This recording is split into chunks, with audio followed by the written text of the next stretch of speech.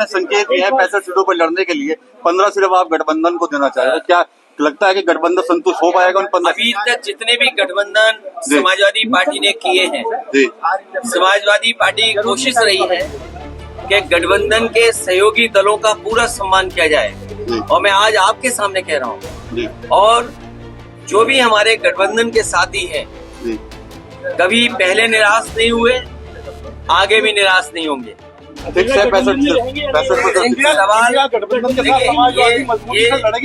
ये जो गिनती है वो इसलिए भी थी कि वहाँ पर जो लोग, जो प्रदेश के काकांडी के लोग आए थे, उन्होंने, कई लोगों ने कई तरह के सुझाव दिए कि समाजवादी पार्टी को इतनी सीटें लड़नी चाहिए, समाजवादी पार्टी को इतनी संख्या की सीटों पर दावा करना चाहिए। लेकिन मैं आपसे कह रहा हूँ, अभी तक जितने हमने गठबंधन किए हैं, कोशिश हुई है कि किसी गठबंधन को जो साथी हो उसको निराश न करें।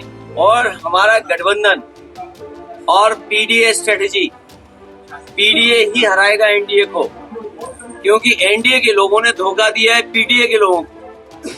पीडीए के जुड़े हुए लोग, उनको धोखा मिला है एनडीए से।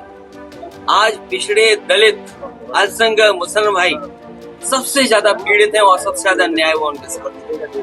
अगर कोई न्याय दिलाएगा तो यही गठबंधन पीडीए मिलकर के आगे बढ़ेगा। एमपी को लेकर आपने कल बात कही थी, सरकार खंडन कर रही है उसका, क्या कहेंगे? देखिए, जो मध्य प्रदेश में बात खत्म हो गई है, उस बात को हम लोग न उठाएं।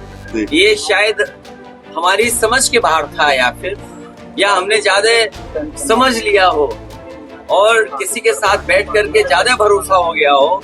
इसलिए मुझे लगा कि मध्य प्रदेश में अगर उनके लोग बातचीत कर रहे हैं तो हमें साथ लेकर के चलेंगे, क्योंकि ये बात साफ हो गई है कि स्टेट लेवल पर कोई गठबंधन नहीं है। कोई बात नहीं, गठबंधन नहीं है, लेकिन नेशनल लेवल पे जो गठबंधन है उसको पीडीए स्ट्रेटजी के तहत मदद करेगा। देखिए, अरविंद केजरीवाल जी हो या आदरणीय मोहम्मद आजम खान साहब हो या समाजवादी पार्टी के और विधायक हों, ये हमारे साथी जो खड़े हमारे साथ हैं, अगर जनता की आवाज उठाएं तो इन पे मुकदमा लग जाएगा, और लग गए होंगे न जाने कितने। ये आवाज उठाएंगे तो 20, 25, 30 मुकदमे इन पे भी लग जाएंगे। सर, अरविंद केजरीवाल हो या आदरणीय आजम खान साहब का परिवार हो, ये सब इसलिए परेशान किए जा रहे हैं क्योंकि बीजेपी को ये लगता है कि ये ताकत बनकर के उभरेंगे। अगर इनको दबा दोगे, यहाँ इनको डिमोरलाइज कर दोगे तो इनका दल पूरा डिमोरलाइज हो जाएगा।